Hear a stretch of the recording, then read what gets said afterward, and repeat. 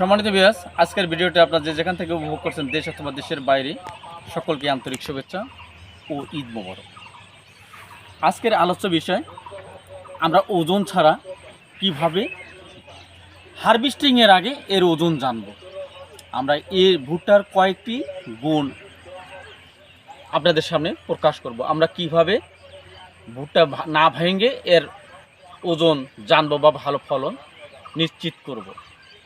সম্মানিত ভুট্টা চাষি ও কৃষক ভাইরা, ভুট্টা হলো মজার ফসল, 12 মাসেই ফলে, পশুর খাদ্য, মানুষের খাদ্য, জ্বালানি সবই মিলে। তা আমরা এই ভুট্টা চাষকে আজ এই ভুট্টা চাষ একটি বাণিজ্যিক চাষ বলা যাবে। এই বাণিজ্যিক চাষ বলা যায়। এই চাষটি আন্তর্জাতিক বিশ্বে এর ব্যাপক সুনাম অর্জন করেছে। এর ফলে বেড়ে গেছে এর মান।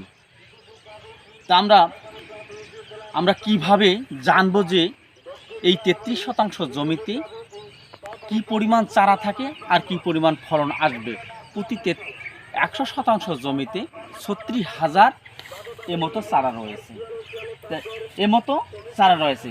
আপনারা কে কোন জাতের ভুট্টা গাড়ছেন এটা কিন্তু আমার জানা নেই।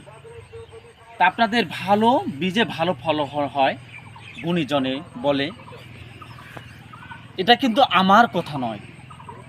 ভালো বাবা মা হলে ভালো সন্তান আশা করা যায়।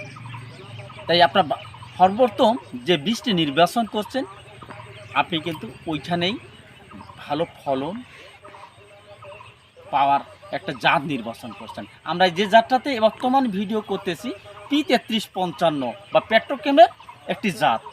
এটির প্রতি 33% জমিতে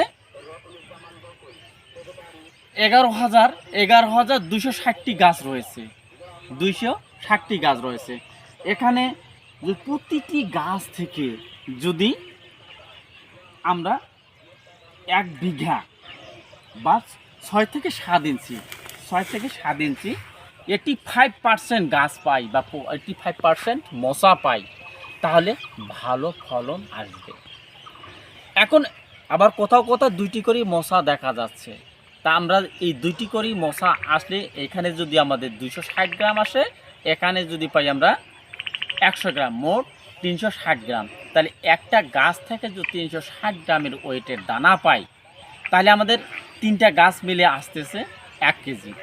তা আমরা আবারও নতুন করে কয়েকটি কথা বলতে হয় আপনাদের কিভাবে জানবেন যে এর ভালো জাত নির্বাচন করেছেন।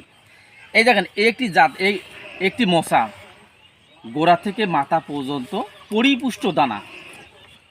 পরিপুষ্ট দানা এবং কোথাও কি ট্যাপ খাওয়া দানা আছে। দেন প্রতিটি দানা হচ্ছে পরিপুষ্ট এবং এর ভিতরে শ্যাং বলেন, আটি বলেন, কৈতা বলেন, আপনাদের এই P3355 কৈতা বা শ্যাংটা হচ্ছে একবারে চিকন। এখানে আপনাদের সামান্য একটু ভেঙে দেখাই আমি। এই দেখেন, সামান্য একটু দেখেন, আমি আপনাদের দেখাচ্ছি। এই দেখেন কৈতা কতটুকু। আপনারা অন্য কিছু ভাবিয়েন না, এই খ্যাতটাই আমার এই খ্যাত। এই দেখেন, এই সামান্য কৈতা রয়েছে। এই কৈতা বলেন, র্যাকেশ বলেন আর মশাই বলেন। যে জাতের র্যাকেশ, কৈতা, মশা চিকন হবে, এটার ফলন তত বেশি হবে। আর ম্যাক্সিমাম এই P3355 সবসময় র্যাকেশটা চিকন হয়।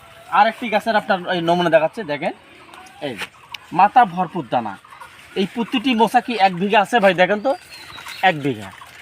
এই আপনাদের যদি প্রতিটি গাছ থেকে 300 থেকে 350 গ্রাম দানা আসে, আপনার অনায়াসে এই জমিটাতে একবার ময়সার করে 45 থেকে 46 মণ ভুট্টা পাবেন। আর আমরা যদি সরাসরি হলার পাশ বলি, তাহলে হলার পাশ বললে আপনাদের অনায়াসে 60 থেকে 65 মণ ভুট্টা আসবে। তাই আমরা ভালো জাত নির্বাচন করার সময় আমরা ভালো ফলন পাওয়ার জন্য ভালো একটি জাত নির্বাচন করব। সে জাতটি হতে হবে যেন র্যাকে চিকন এবং মশা কোমরের নিচে ধরে। কোমরের নিচে দেখেন ভাই, ঠিক আছে? এই দেখেন, কোমরের নিচে। আর মোচা যত নিচে থাকবে, ফলন তত বেশি হবে। মোচা যত উপরে যাবে, কৃষক তত বিপদে পড়বে। এখন বাংলাদেশ 6 ঋতুর দেশ, কখনো রোদ কখনো বৃষ্টি। তাই আমরা এমন একটি জাত নির্বাচন করব যেন কালবৈশাখীর ধাক্কাতে আমার গাছগুলো পড়ে না যায়, আমি যেন তীরে এসে তড়ি না ডুবে যায়। হয়তো আপনি আমার হয়তো আপনারা আমার এই কথাটা বুঝতে পারেন নাই। আমরা যে সময় ভুট্টাটি হারভেস্টিং করবো এই সময় যদি কালবৈশাখী 1 মাস বা 1.5 মাস আগে যদি এই গাছটি ভেঙে যায়, তাহলে আমরা কিন্তু ভালো ফলন পাবো না। আমাদের যে একটা পুঁজি আমরা ইনভেস্ট করছি সেই পুঁজি থেকে ধ্বংস হয়ে যাব। তাহলে একটি বীজ অনেক স্বপ্ন, আমরা কিন্তু আমাদের জমিতে একটা স্বপ্ন নির্বাচন করছি। এই স্বপ্নটাকে বাস্তবে রূপ দান করতে গেলে আমাকে ভালো বীজ নির্বাচন করতে হবে। আসবে হাসলে কৃষক বাঁচবে দেশ, গর্ব মোরা সোনার দেশ। আজকে আর আমি ভিডিওটি দীর্ঘায়ী কিছু করতে চাই না। আজকের ভিডিওটি এখানেই পরিসমাপ্ত করছি। আবারও দেখা হবে নতুন কোনো ভিডিও। আসসালামু আলাইকুম।